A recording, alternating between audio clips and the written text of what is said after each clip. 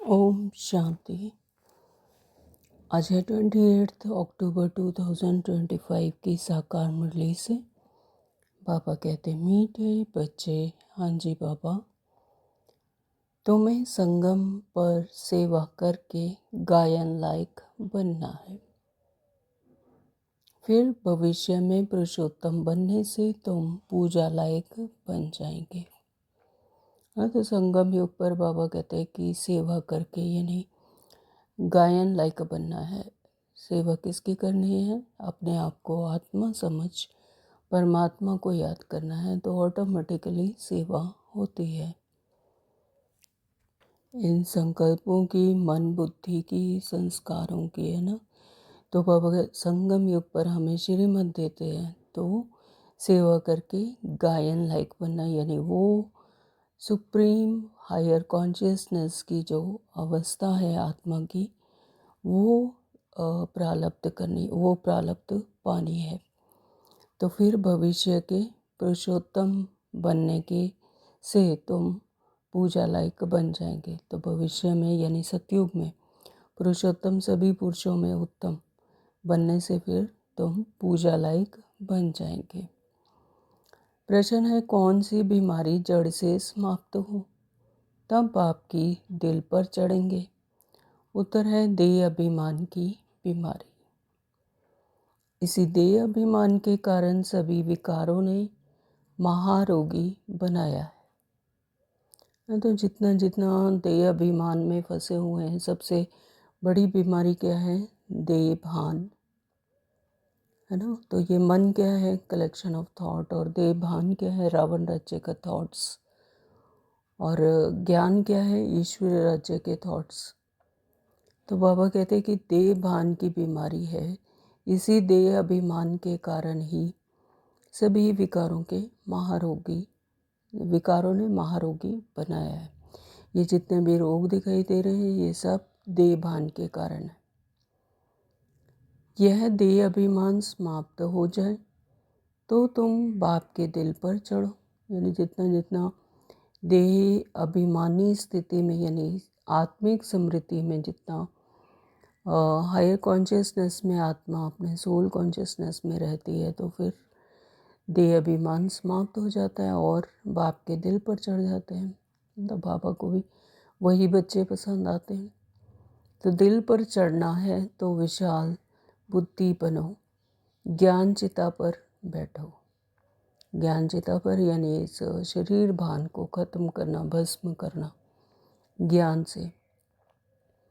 तो बाबा कहते दिल पर चढ़ना है तो विशाल बुद्धि बनो, ज्ञान चिता पर बैठो, रूहानी सेवा में लग जाओ और वाणी चलाने के साथ साथ बाप को अच्छी रीति याद करो। तो रूहानी सेवा में लग जाओ, रूहों की सेवा, अपने आत्मिक स्वरूप में रहना, परमात्मा को याद करना और आत्माओं को भी उनके सत्य स्वरूप में, उनके आत्मिक स्वरूप में, सोल कॉन्शियसनेस में देखना, यही है सेवा।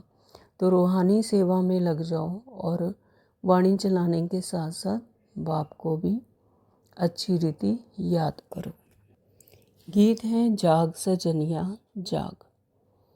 ओम शांति। ओम शांति पापा। मीठे मीठे रूहानी बच्चों ने गीत सुना। रूहानी बाप ने इस साधारण पुराने तन द्वारा मुख से कहा। बाप कहते हैं मुझे पुराने तन में, पुरानी राजधानी में आना पड़ा।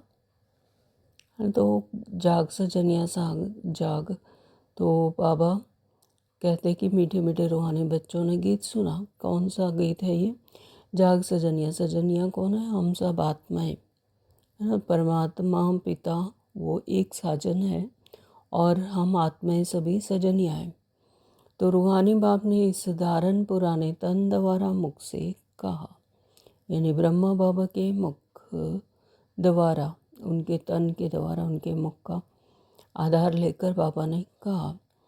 तो बाप कहते हैं मुझे पुराने तन में, पुरानी राजधानी में आना पड़ा। अभी यह रावण की राजधानी है। तन भी पुराना है क्योंकि इस शरीर में तो पहले से ही आत्मा है, यानी ब्रह्मा बाबा के शरीर में यहाँ पर जितनी भी देह हैं सभी में एक ही आत्मा है, एक ही आत्मा विराजमान होती है। तो बाबा कहते कि तो इसमें तो पहले से ही आत्मा है, तो मैं पराये तन में प्रवेश करता हूँ। अपना तन होता तो उसका नाम पड़ता, है ना। तो बाबा ब्रह्मा बाबा के तन में अवतरित होते हैं। बाबा कहते हैं अगर अपना तन होता तो उसका नाम पड़ता, हमारा नाम बदलता ही नहीं। मुझे फिर भी कहते हैं शिव बाबा। तो बाबा आज क्लियर कट बता रहे हैं। बच्चे पूछते हैं ना ये कौन से बाबा हैं, तो ये हैं शिव बाबा। मुझे फिर भी कहते हैं शिव बाबा। गीत तो बच्चे रोज सुनते हैं। नवयुग अर्थात नई दुनिया सतयुग आया। अब किसको कहते हैं जागो? आत्माओं को। तो आत्माओं को, क्योंकि आत्माएं घोर अंधेरे में सोई पड़ी हैं, है ना। अपने पिता को ही नहीं जानती, घोर अंधेरे में सोई पड़ी है। कुंभकर्ण की नींद में सोई पड़ी है, अंधेरे में है, अज्ञानता में। परमात्मा को ही पूछ रहे हैं ये कौन है, कौन से बाबा हैं।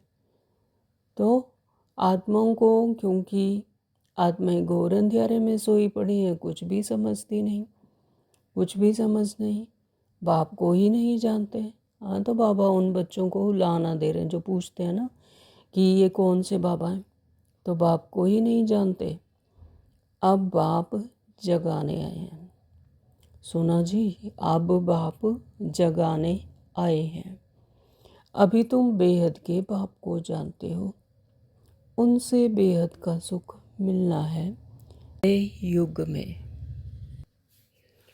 सतयुग को नया कहा जाता है, कलयुग को पुराना युग कहेंगे। विद्वान पंडित आदि कोई भी नहीं जानते। कोई से भी पूछो नया युग फिर पुराना कैसे होता है, तो कोई भी बता नहीं सकेंगे। कहेंगे यह तो लाखों वर्ष की बात है। अभी तुम जानते हो हम नए युग से फिर पुराने युग में कैसे आए हैं, अर्थात स्वर्गवासी से नरकवासी कैसे बने, है ना। सतयुग में तो परमात्मा ने हमें एकदम न्यू ब्रांड दुनिया दी, सृष्टि दी, है ना। हमें हाँ दैवीय संस्कार भरकर, दैवीय गुण शक्तियाँ देकर परमात्मा ने इस सृष्टि चक्कर में उतारा। तो सतयुग और त्रेता में आत्मा बिल्कुल सतो प्रधान होती है, और द्वापर में जब दो पुरुष शुरू हो जाते हैं, जब तेरा मेरा शुरू हो जाता है, ईर्ष्या द्वेष शुरू हो जाती है ना, तो धीरे धीरे आत्मा की जो क्वालिटी है वो डिप्लीट होना शुरू हो जाती है, परसेंटेज डाउन होती जाती है। अपनी हायर कॉन्शियसनेस से कॉन्शियसनेस कम होना शुरू हो जाती है, तो देह भान में फंस जाती है, अपने आत्मिक स्वरूप को भूल जाती है, अपने सत्य स्वरूप को भूलने लगती है। देह के संबंधों में ही सुख शांति आनंद ढूंढने लगती है। तो फिर धीरे धीरे तमो प्रधान में आते आते कलयुग में नरकवासी बन जाते हैं।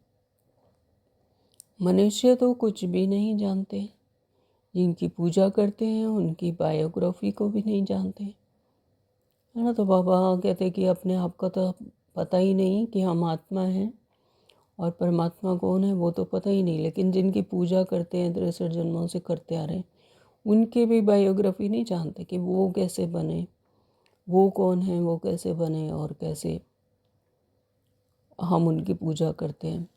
तो जैसे जगदम्बा की पूजा करते हैं, अब वह अम्बा कौन है जानते नहीं, है ना। जगत अम्बा, जगत की माँ जगत अम्बा कहते हैं, तो उनकी पूजा करते हैं, लेकिन वो कौन है कैसे बनी जानते ही नहीं। अम्बा वास्तव में माताओं को कहा जाता है, परंतु पूजा तो एक की होनी चाहिए। शिव बाबा का भी एक ही अव्यभिचारी यादगार है। तो शिव बाबा को भी जो द्वापर युग में भी शिव की पूजा हुई, तो वो अव्यभिचारी यादगार है। अम्बा भी एक ही है, परंतु जगत अम्बा को जानते नहीं। यह है जगत अम्बा और लक्ष्मी है जगत की महारानी। है ना, जगत अम्बा ये भी आत्मा की एक स्थिति है और लक्ष्मी है जगत की महारानी, यानी वो अबंडेंस, संपूर्णता, संपन्नता, वो है जगत की महारानी। तुमको पता है जगत अम्बा कौन है और जगत महारानी कौन है, तो यह बातें कभी कोई जान ना सके। लक्ष्मी को देवी और जगदम्बा को ब्राह्मणी कहेंगे।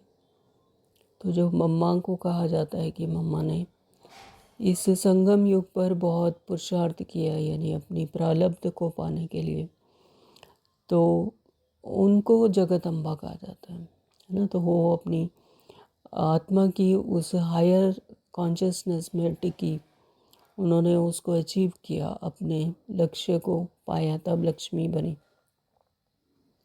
ब्राह्मण संगम युग पर ही होते हैं, तो इस संगम युग को कोई नहीं जानते।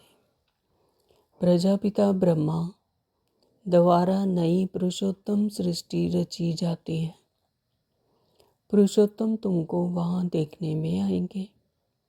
कहाँ? सतयुग में। वहाँ पर है ही सभी आत्माएं अपने सुपर कॉन्शियसनेस में, अपने हायर कॉन्शियसनेस में हैं आत्माएं, आत्मिक समृद्धि में हैं। तो बाबा कहते कि पुरुषोत्तम तुमको वहाँ देखने में आएंगे, क्योंकि वहाँ पर सभी पुरुषों में उत्तम। तो इस समय तुम ब्राह्मण लायक, गायन लायक हो, है ना। तो प्रारब्ध तो यहाँ संगम पर ही पाकर जानी है। तो बाबा कहते इस समय संगम युग पर तुम ब्राह्मण गायन लायक हो, सेवा कर रहे हो, फिर तुम पूजा लायक बनेंगे। ब्रह्मा को इतनी भुजाएं देते हैं, तो अम्बा को भी क्यों नहीं देंगे। ब्रह्मा को भुजाएं, यानी हम सब बच्चे जो ब्रह्मा के बच्चे हैं, वो सब क्या हैं? ब्रह्मा बाबा की भुजाएं हैं, उनके मददगार हैं, उनके राइट हैंड हैं। तो अम्बा को भी क्यों नहीं देंगे? उनके भी तो सब बच्चे हैं ना, है ना। तो अम्बा के भी हम बच्चे हैं, तो उनको भी इसीलिए भुजाएं दिखाई हैं। माँ बाप ही प्रजापिता बनते हैं, बच्चों को प्रजापिता नहीं कहेंगे।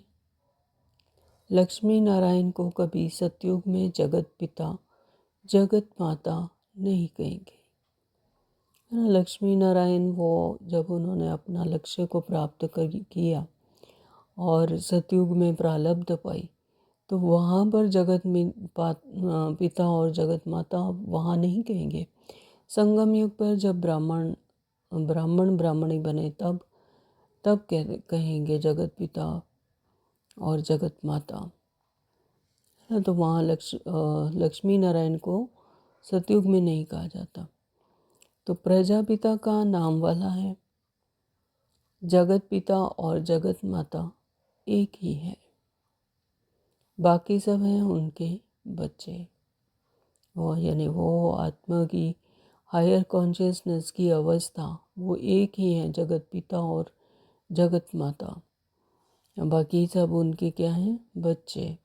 अजमेर में प्रजापिता ब्रह्मा के मंदिर में जाएंगे तो कहेंगे बाबा, क्योंकि है ही प्रजापिता, है ना। तो बाबा कहते कि प्रजापिता ब्रह्मा के मंदिर में जाएंगे तो उनको बाबा कहेंगे, क्योंकि है ही एक प्रजापिता।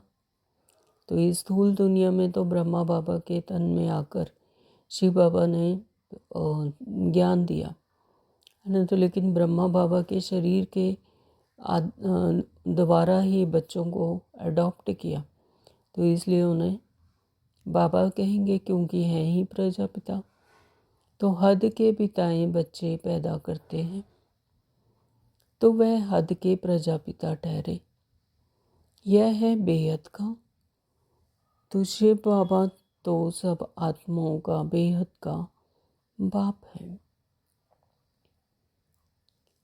ना। तो शिव बाबा क्या है? हम सब आत्माओं का बेहद का बाप है। जब आत्मिक स्मृति आती है तब पता लगता है कि हमारा आत्मा स्वरूप में जो परम पिता परमात्मा है, हम उन्हीं की संतान है, वही हमारा पिता है, जिन्हें हम शिव बाबा कहते हैं। तो यह भी तुम बच्चों को कंट्रास्ट लिखना है। जगदम्बा सरस्वती है एक। अब जगदम्बा और सरस्वती एक ही हैं। सरस्वती बनकर ज्ञान दिया और जगदम्बा बनकर सद्गति की बच्चों को। बाबा कहते हैं कि जगत अम्बा और सरस्वती एक ही आत्मा की अवस्था है। और फिर सतयुग में वही फिर क्या बनी, महालक्ष्मी बनी, लक्ष्मी बनी। तो नाम कितने रख दिए हैं, दुर्गा, काली आदि। अम्बा और बाबा के तुम सब बच्चे हो, यह रचना है ना, है ना। तो अम्बा और बाबा के हम बच्चे हैं, तो ये रचना है, यानी बच्चे जो हैं वो रचना है। ज्ञान देकर उनकी रचना की, अपने बच्चे बनाए। तो प्रजापिता ब्रह्मा की बेटी है सरस्वती, है ना। तो मम्मा को कहा जाता है प्रजापिता ब्रह्मा की बेटी है, तो उन्हें सरस्वती कहा क्योंकि ज्ञान सुनाया उन्होंने। तो उनको अम्बा कहते हैं, उन्हीं को फिर अम्बा कहते हैं, उन्होंने शक्तियाँ प्राप्त की तो अम्बा कहते हैं। बाकी हैं बच्चे और बच्चियाँ। तो बाकी सब क्या हैं, बच्चे और बच्चियाँ। ये सब अडॉप्टेड हैं सब अडॉप्टेड, है ना। तो ज्ञान सुनाकर अडॉप्ट किया, अपना बच्चा बनाया, ज्ञान दिया। तो ये सब क्या है, कुकवंशावली नहीं है, मुखवंशावली है, अडॉप्टेड है। इतने सब बच्चे कहाँ से आ सकते हैं, तो ये सब है मुखवंशावली, यानी मुख द्वारा ज्ञान सुनाकर अपने बच्चे बनाया, तो ये क्या बने, मुखवंशावली। मुख से स्त्री को क्रिएट किया तो रचता हो गया। कहते हैं यह मेरी है, मैंने इनसे बच्चे पैदा किए, यानी ज्ञान सुनाकर इनके द्वारा बच्चे पैदा किए। ब्रह्मा बाबा को भी माँ कहते हैं कि शिव बाबा ने ब्रह्मा बाबा के द्वारा हम बच्चों को अडॉप्ट किया, यानी वो हमारी माँ हो गई और हम सब उनके बच्चे ज्ञान के द्वारा। तो यह सब है अडॉप्शन। यह फिर है ईश्वरीय मुख द्वारा रचना। तो ये सब क्या है, ईश्वरीय राज्य। फिर है ईश्वरीय मुख द्वारा रचना। सूक्ष्मता में कहें तो फिर जब ईश्वरीय ज्ञान मिला तो हमारे क्या हुए, थॉट प्रोसेस चेंज हुई, है ना। पहले रावण राज्य के थॉट्स थे, फिर जब ज्ञान मिला तो ईश्वर राज्य के थॉट्स क्रिएट हुए। तो ये हुई हमारे मुख द्वारा रचना। आत्मा तो है ही, उनको अडॉप्ट नहीं किया जाता। बाप कहते हैं तुम आत्माएं सदैव मेरे बच्चे हो। बाप क्या कहते हैं कि आत्माएं तुम तो सदैव मेरे बच्चे हो। फिर अभी मैं आकर प्रजापिता ब्रह्मा द्वारा बच्चों को अडॉप्ट करता हूँ, यानी 63 जन्मों से जो भूल चुकी थी आत्मा अपने आप को, अपनी सत्य स्वरूप को, है ना। तो फिर ब्रह्मा पिता द्वारा अडॉप्ट करते हैं बच्चों को, ज्ञान सुनाकर उन्हें फिर से स्मृति दिलाते हैं। तो बच्चों आत्माओं को नहीं अडॉप्ट करते, बच्चे और बच्चियों को करते हैं, है ना। तो बच्चों को नहीं अडॉप्ट करते, बल्कि बच्चे और बच्चियों को करते हैं, आत्माओं को नहीं करते। आत्मा तो है ही अपने समृद्धि में, तो उसे पता है कि मेरे परम पिता परमात्मा पिता हैं। लेकिन बच्चे और बच्चियों को करते हैं, यानी ये स्थूल दुनिया में बच्चे और बच्चियों को अडॉप्ट करते हैं। यह भी बड़ी सूक्ष्म समझने की बातें हैं, यानी देह भान में जब अपनी आत्मिक स्मृति नहीं होती, जब अपने सत्य स्वरूप की पहचान नहीं रहती, तब बाबा आकर हमें अडॉप्ट करते हैं, मुख वंशावली बनाते हैं। तो यह बड़ी सूक्ष्म समझने की बात है। जब आत्मिक स्मृति की स्मृति आती है तो फिर तो आत्मा को पता ही है कि परमपिता परमात्मा ही मेरी पिता हैं।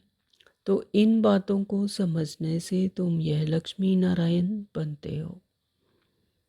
कैसे बने यह हम समझा सकते हैं ना। तो जितना जितना हायर कॉन्शियसनेस में आत्मा टिकी और आत्मा को यह सत्य, अपने सत्य स्वरूप की परमात्मा की स्मृति आई कि मैं तो परमात्मा की संतान हूँ, ये मूल गुण मेरे सुख शांति आनंद जिसे मैं 63 जन्मों से ढूंढ रही हूँ, तो ये मेरे ही अंदर है, मेरे ही मूल गुण है ना, तो मेरे द्वारा ही जनरेट होती है। तो बाबा कहते हैं कि ये फिर तुम समझा सकते हो। क्या ऐसे कर्म किए जो इस विश्व के मालिक बने, है ना। तो लक्ष्मी नारायण की बात है कि उन्होंने ऐसे कर्म किए, ऐसे अपनी अवस्था बनाई, आत्मिक हायर कॉन्शियसनेस में पहुंची, तब तो वो विश्व के मालिक बने। तुम प्रदर्शनी आदि में भी पूछ सकते हो, तुमको मालूम है इन्होंने यह स्वर्ग की राजधानी कैसे ली, है ना। तो बाबा कहते हैं कि जो आत्माएं आती हैं इच्छुक, अपनी इच्छा से ज्ञान सुनती हैं, तो उन्हें पूछो कि तुम्हें मालूम है कि ये लक्ष्मी नारायण स्वर्ग की राजधानी इन्होंने कैसे ली। तुम्हारे में भी यथार्थ रीति हर कोई नहीं समझा सकते, है ना। तो बाबा कहते कि जो आत्मिक स्मृति में रहेंगे, जिनको पूरा ज्ञान है, वही समझा सकते हैं। बाबा कहते तुम में से, तुम्हारे में से भी यथार्थ रीति कोई नहीं समझा सकते। जिनमें दैवी गुण होंगे, इस रूहानी सर्विस में लगे हुए होंगे, वह समझा सकते हैं। इस वाणी द्वारा, इस मुख के द्वारा तो इन सूक्ष्म बातों को ना तो समझाया जा सकता है ना समझा जा सकता है। आत्मिक स्मृति से जब हम अपने आत्मिक स्मृति में टिक कर अपने को भी आत्मा समझकर और दूसरों को भी आत्मा रूप में देखकर, स्वरूप में देखकर, है ना, कुछ भी समझाएंगे तो उसको क्लिक करेगा। फिर वाणी की भी ज़रूरत नहीं, मनोवृत्ति से ही समझाया जा सकता है। बाकी तो माया की बीमारी में फंसे रहते हैं। अनेक प्रकार के रोग हैं, देह अभिमान का भी रोग है ना। तो जो इतने रोग दिखाई दे रहे हैं, ये सब क्या है? देह, जो देह में फंसे हुए हैं और देह अभिमान में फंसे हुए। देह अभिमान ही सबसे बड़ा रोग है। तो इन विकारों ने ही तुमको रोगी बनाया है। किन विकारों ने? काम, क्रोध, लोभ, मोह, अहंकार। तो इन विकारों ने ही, फिर इनके भी बाल बच्चे हैं, कुंठा, ईर्ष्या, द्वेष, तेरा मेरा। तो ये सब भी क्या है? विकार। तो बाबा कहते हैं इन्होंने ही तुम्हें क्या बनाया है? रोगी। जैसे जैसे ये देह अभिमान में ये आते हैं, इसमें फंसी होती है आत्मा, तो फिर रोग बनते हैं, रोगी बन जाते हैं। बाप कहते हैं मैं तुमको पवित्र देवता बनाता हूँ। तुम सर्वगुण संपन्न पवित्र थे। तुम क्या थे? सर्वगुण संपन्न, 16 कला संपूर्ण, तो पवित्र थे। अभी पतित बन गए हो। बेहद का बाप ऐसे कहेंगे, इसमें निंदा की बात नहीं, है ना। तो बेहद के बाप ही ऐसे कहेंगे कि तुम ही पतित बने। बाबा कहते इसमें निंदा की तो कोई बात ही नहीं। तो यह समझाने की बात है। भारतवासियों को बेहद का बाप कहते हैं। मैं यहाँ भारत में आता हूँ, है। तो भारत ही वो खंड है जहाँ पर परमपिता परमात्मा आकर हम आत्माओं को फिर से ज्ञान देते हैं। तो बाबा कहते हैं भारतवासियों को बेहद का बाप कहते हैं कि मैं यहाँ भारत में ही आता हूँ। भारत की महिमा तो अपरम अपार है। यहाँ आकर नर्क को स्वर्ग बनाते हैं, सबको शांति देते हैं। 1 मिनट के साइलेंस में सभी एकाग्र होकर परमात्मा को याद करेंगे।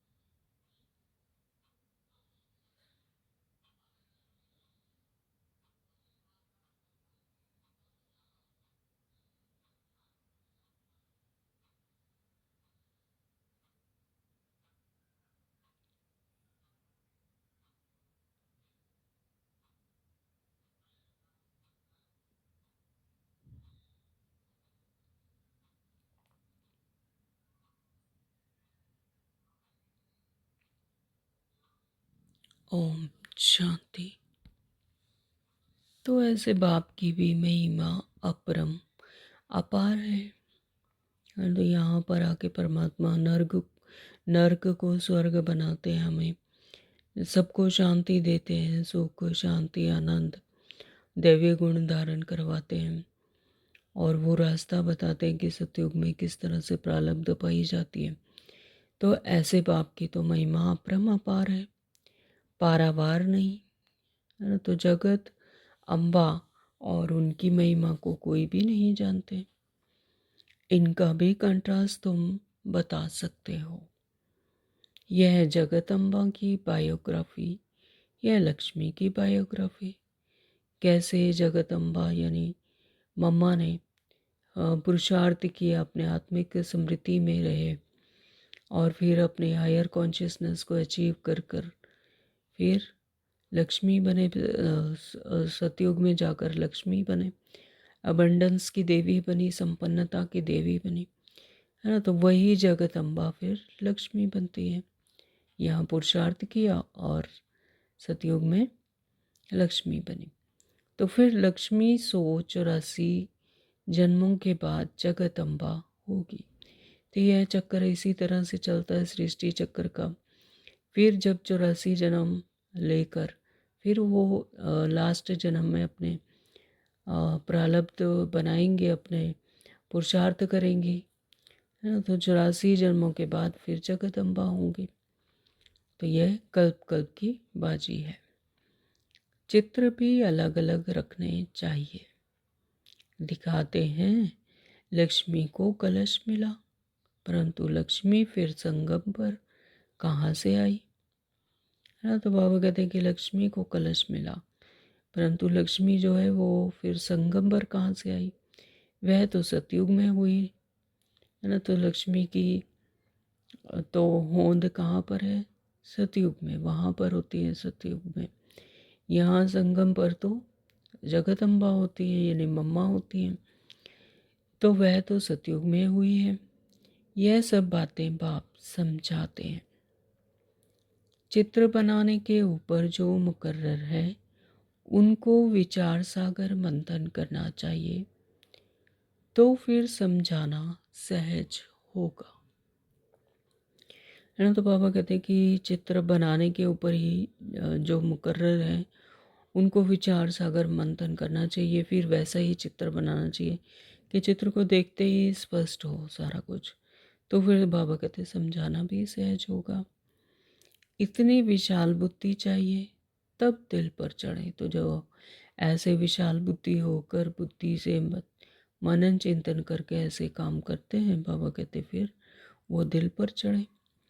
तो जब बाबा को अच्छी रीति याद करेंगे, ज्ञान चिता पर बैठेंगे, तब तो दिल पर चढ़ेंगे, है ना। तो यहाँ पर विधि सिर्फ एक ही है कि अच्छी रीति स्वयं को आत्मा समझ देव को भान को भूल कर आत्मिक स्मृति में परमात्मा को याद करें और ज्ञान चिता पर चढ़ें, यानी ज्ञान का मनन चिंतन बाबा रोज हमें ज्ञान देते हैं मुरली के द्वारा, है ना। तो यही सच्ची गीता है। इस पर चढ़कर यानी ज्ञान चिता पर चढ़कर बैठेंगे, चिता पर बैठेंगे तब तो दिल पर चढ़ेंगे। यानी जितना जितना ज्ञान का मनन चिंतन चलेगा, ज्ञान उठाएंगे, धारणाओं में रहेंगे, तब तो दिल पर चढ़ेंगे। ऐसे नहीं कि जो बहुत अच्छी वाणी चलाते हैं वह दिल पर चढ़ते हैं। वाणी यानी मुरली, ऐसा नहीं कि कोई मुरली मुरली सुनाते हैं तो वो दिल पर चढ़ेंगे, नहीं। अपने आत्मा के अंदर से अपनी आत्मिक समृद्धि में रहना और दूसरों को भी उसके आत्मा स्वरूप में देखना और अपने आत्मा को उस सुपर कॉन्शियसनेस में टिकाना, वो है अचीवमेंट। वो बाबा कहते तो दिल पर चढ़ते हैं। नहीं, बाप कहते हैं दिल पर तो अंत में चढ़ेंगे, नंबरवार पुरुषार्थ अनुसार। तो जैसा जैसा कोई पुरुषार्थ करेगा आत्मिक समृद्धि में रहने का, देह भान से डिटैच होने का, तो बाबा कहते हैं पुरुषार्थ नंबरवार अनुसार दिल पर अंत में चढ़ेंगे। तो ये ऊपर नीचे स्थिति होती रहती है, कभी ऊपर, कभी सुपर कॉन्शियसनेस में, कभी आत्मिक स्मृति में, कभी देह भान में, है ना। तो वो बाबा कहते हैं कि पुरुषार्थ अनुसार फिर नंबरवार लास्ट में दिल पर चढ़ेंगे। तो जब देह अभिमान खत्म हो जाएगा, मेन बात है देह भान से डिटैच होने का, अपने रोल कॉन्शियसनेस से डिटैच होने का। तो जितना जितना रोल से देह से डिटैच होंगे उतना उतना परमात्मा के नज़दीक आते जाएंगे, दिल पर चढ़ेंगे। बाप ने समझाया है ब्रह्मज्ञानी ब्रह्म में लीन होने की मेहनत करते हैं। तो ये स्थूल दुनिया में जो संत महात्मा ब्रह्मज्ञानी कहे जाते हैं, तो वो क्या करते हैं, ब्रह्म में लीन होने की मेहनत करते हैं। परंतु ऐसे कोई लीन हो नहीं सकता जब तक अपने आत्मिक समृद्धि में नहीं रहते और अपने बिंदु स्वरूप में नहीं टिकते। तो फिर ऐसे कोई लीन हो ही नहीं सकता। देह भान में फंसे हुए हैं, अपने आप को कहेंगे कि हम ब्रह्म में लीन हो जाएं तो वेस्ट है। बाबा कहते हैं कि वो लीन हो नहीं सकते। बाकी मेहनत करते हैं, उत्तम पद पाते हैं, है ना। तो लेकिन बाबा कहते हैं मेहनत करते हैं तो उत्तम पद पा लेते हैं, लेकिन लीन होने जैसी कुछ बात नहीं। ऐसे ऐसे महात्मा बनते हैं जो उनको प्लेटिनियम में वजन करते हैं, क्योंकि ब्रह्म में लीन होने की मेहनत तो करते हैं ना। तो यहाँ स्थूल दुनिया में जो ऐसे महात्मा हैं जो इतनी तपस्या करते हैं, ब्रह्म में लीन होने की मेहनत करते हैं, फिर उनका मतलब इतना वैल्यू उनकी होती है कि प्लेटिनियम का वजन करते हैं, प्लेटिनियम में उनका वजन करते हैं, यानी उन बहुत वैल्यूएबल है। तो मेहनत का भी फल मिलता है, बाकी मुक्ति जीवन मुक्ति नहीं मिल सकती, है ना। तो बाबा कहते हैं कि ऐसे मेहनत करते हैं स्थूल दुनिया में, अपने तपस्या में लीन रहते हैं, ब्रह्म में लीन होने की मेहनत करते हैं, तो उसका भी फल मिलता है। लेकिन बाबा कहते हैं कि फिर मुक्ति और जीवन मुक्ति नहीं मिल सकती।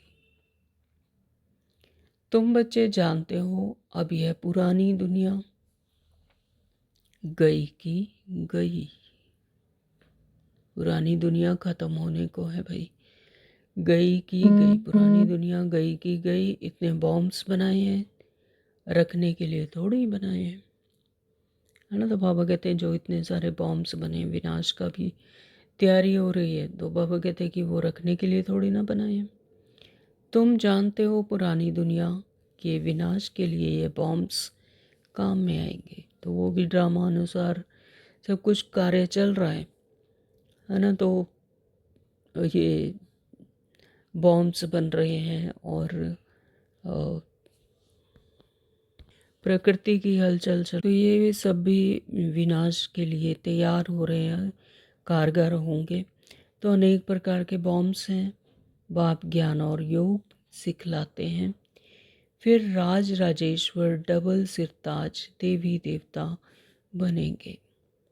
तो जैसे जैसे आत्माएं यहाँ पर ज्ञान और योग से अपनी प्रारब्ध बनाकर जाएगी, तो फिर राजेश्वर डबल सिरताज देवी देवता बनेंगे, यानी सतयुग में जाएंगे। कौन सा ऊंच पद है? ब्राह्मण चोटी है ऊपर में, चोटी सबसे ऊपर है। अभी तुम बच्चों को पतित से पावन बनाने बाप आए हैं। ब्राह्मण चोटी है सबसे ऊपर, चोटी सबसे ऊपर होती है।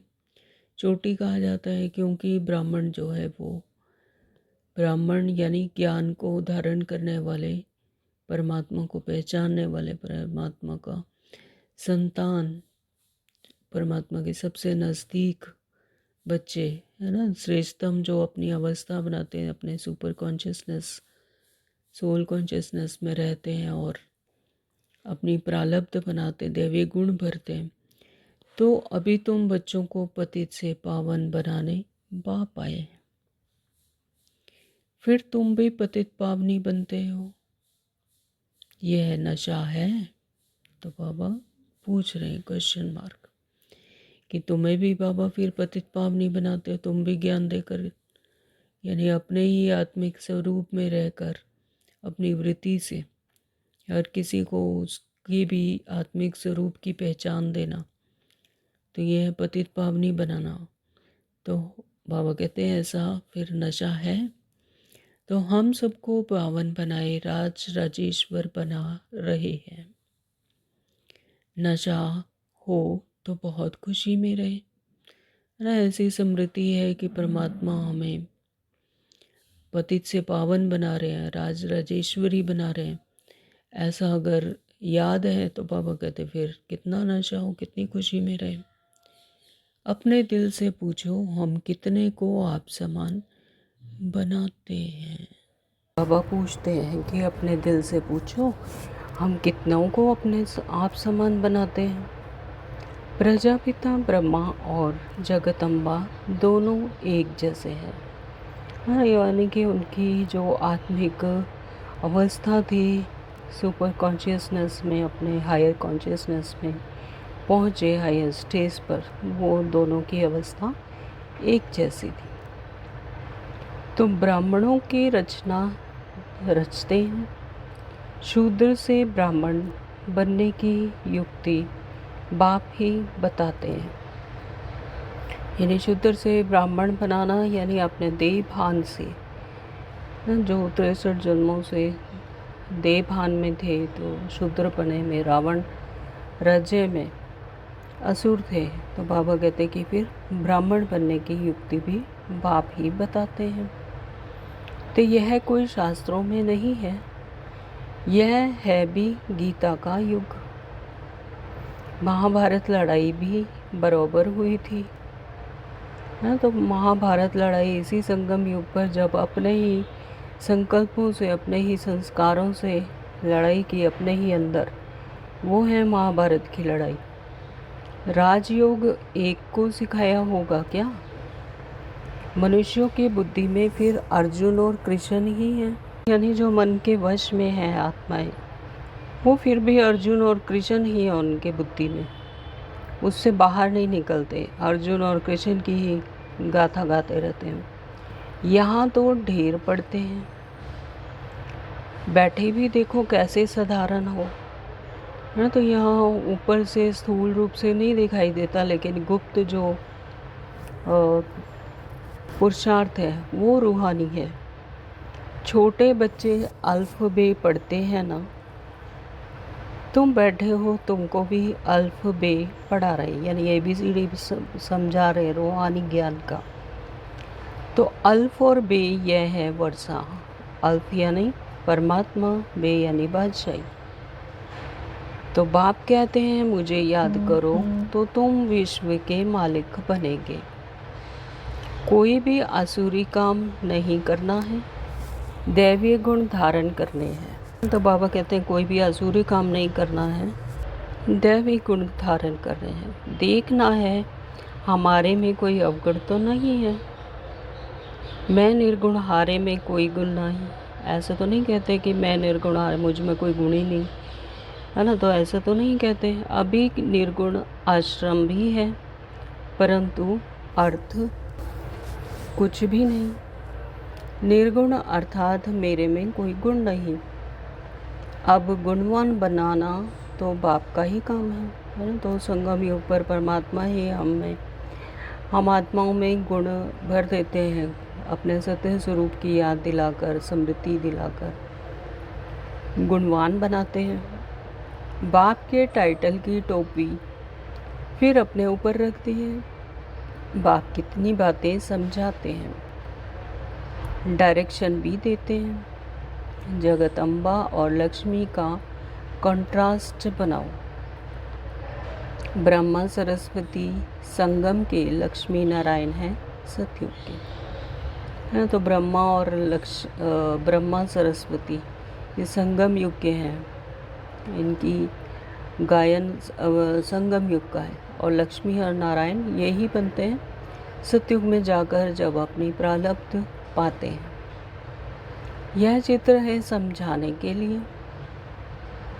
सरस्वती ब्रह्मा की बेटी है। पढ़ते हैं मनुष्य से देवता बनने के लिए। अभी तुम ब्राह्मण हो। अभी हम क्या हैं? ब्राह्मण हैं, है ना। तो ब्राह्मण यानी ब्रह्मा मुख वंशावली ब्रह्मा बाबा के अडॉप्ट किए हुए बच्चे शिव बाबा द्वारा। तो सतयुगी देवता भी मनुष्य ही हैं, परंतु उन्हों को देवता कहते हैं। मनुष्य कहने से जैसे उनकी इंसल्ट हो जाती है। मनुष्य तो यानी मन के जो वश में है, और देवता तो होते हैं वो अपने आत्मिक स्मृति में रहते हैं। आत्मा का पूरा कंट्रोल होता है अपने मन बुद्धि संस्कार पर, अपने आत्मिक स्मृति में रहती है, अपने हायर कॉन्शियसनेस में रहती है आत्मा। तब तो उन्हें देवता कहते हैं। इसलिए देवी देवता व भगवान भगवती कह देते हैं। अगर राजा रानी को भगवान भगवती कहे तो फिर प्रजा को भी कहना पड़े, है ना। तो जैसी राजा वैसी प्रजा। तो बाबा कहते हैं अगर राजा रानी को भगवान भगवती कहेंगे तो फिर तो प्रजा को भी कहना पड़े, इसलिए देवी देवता कहा जाता है। तो भगवान भगवती नहीं कहेंगे, भगवान तो एक ही है, परमपिता परमात्मा। उन्हें क्या कहते हैं? देवी देवता। त्रिमूर्ति का चित्र भी है। त्रिमूर्ति यानी जिनके द्वारा इस सृष्टि चक्र का स्थापना, पालना और विनाश होता है। तो सतयुग में इतने थोड़े मनुष्य, कलयुग में इतने बहुत मनुष्य हैं, है ना। तो सतयुग में थोड़े से मनुष्य होते हैं जिन्होंने अपने हायर कॉन्शियसनेस को पाया, जिन्होंने वो अपना लक्ष्य अचीव किया, तो वही जाते हैं सतयुग में। तो बाबा कहते थोड़े मनुष्य होते हैं। तो वहाँ पर ड्रामानुसार नूंद ही थोड़े आत्माओं की है। कलयुग में इतने बहुत मनुष्य हैं। तो कलयुग में तो वो सभी आत्माएं जो शांति धाम में आराम कर रही थी, अपने साइलेंस में थी, वो सभी आ जाती हैं नीचे सृष्टि चक्र पर अपना पार्ट प्ले करने के लिए। तो वह कैसे समझाएं? इसके लिए फिर गोला भी जरूर चाहिए। तो गोले का जो चित्र है उसमें सारा दिया हुआ है। तो प्रदर्शनी में इतने सबको बुलाते हैं। कस्टम कलेक्टर को तो कभी कोई ने निमंत्रण नहीं दिया है।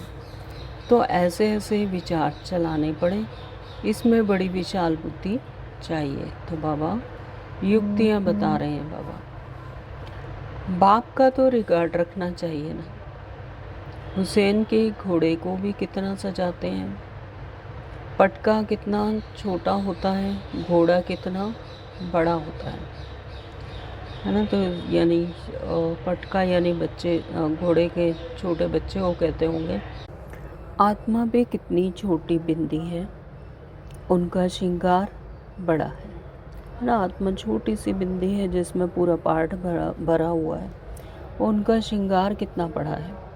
यह अकाल मूर्त का तख्त है ना। सर्वव्यापी की बात भी गीता से उठाई है।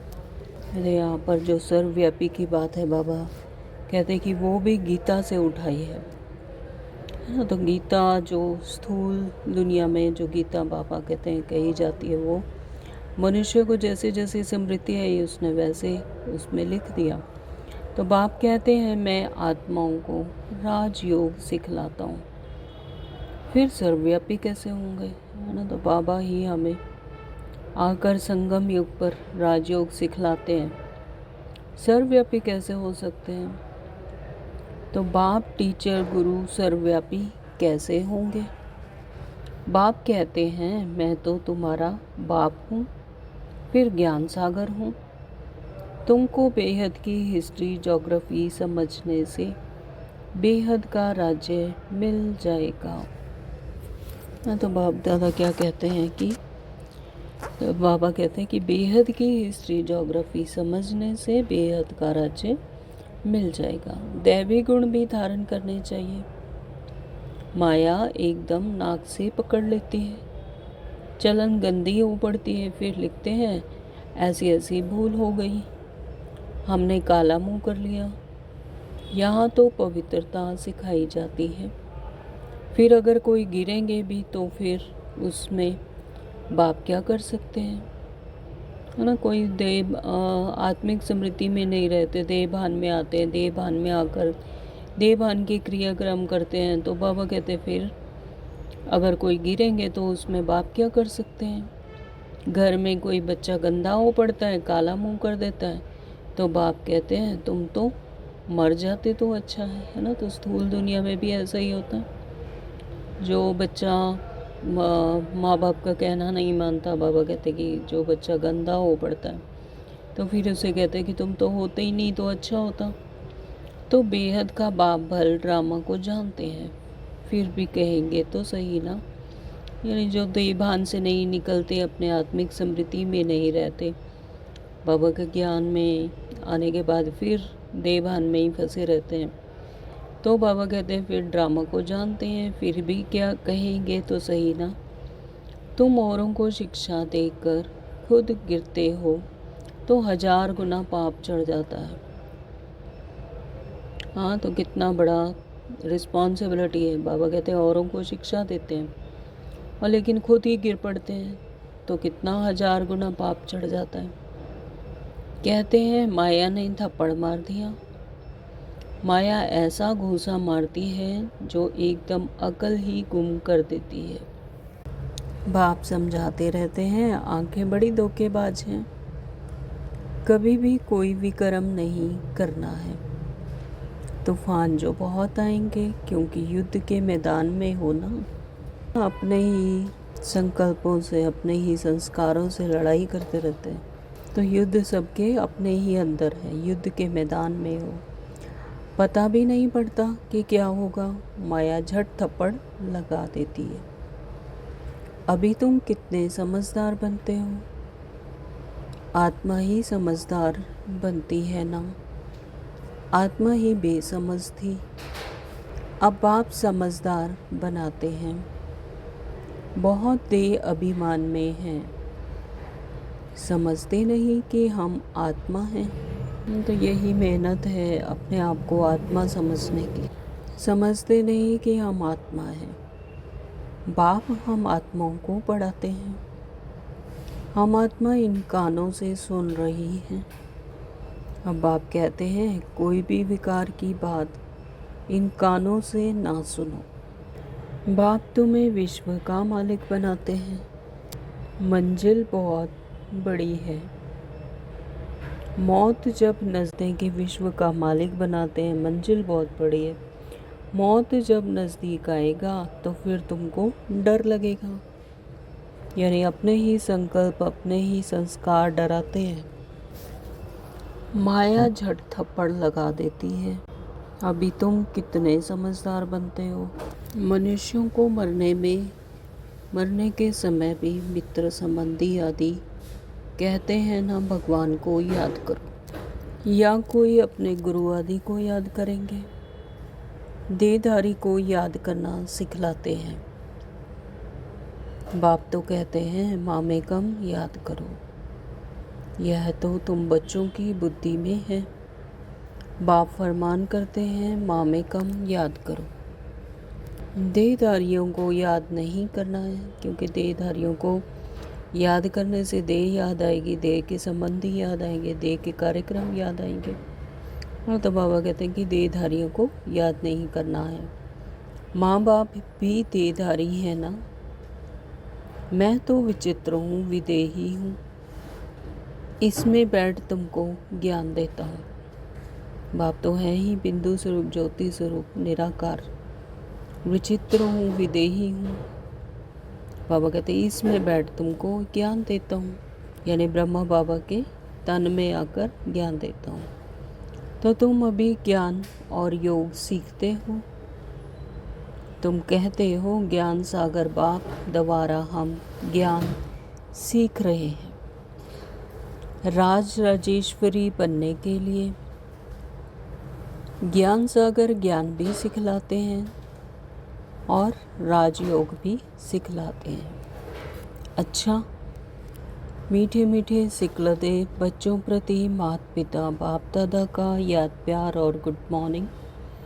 रूहानी बाप के रूहानी बच्चों को नमस्ते। हम रूहानी बच्चों की रूहानी माता पिता बाप दादा को याद प्यार और गुड मॉर्निंग। नमस्ते जी, शुक्रिया बाबा, आपका बहुत बहुत शुक्रिया। धारणा के लिए मुख्य सार। नंबर 1, बाबा ने कहा समझदार बन, माया के तूफानों से कभी हार नहीं खाना है। आंखें धोखा देती हैं, इसलिए अपनी संभाल करनी है। कोई भी विकारी बातें इन कानों से नहीं सुननी है। नंबर 2, बाबा ने कहा अपने दिल से पूछना है कि हम कितनों को आप समान बनाते हैं।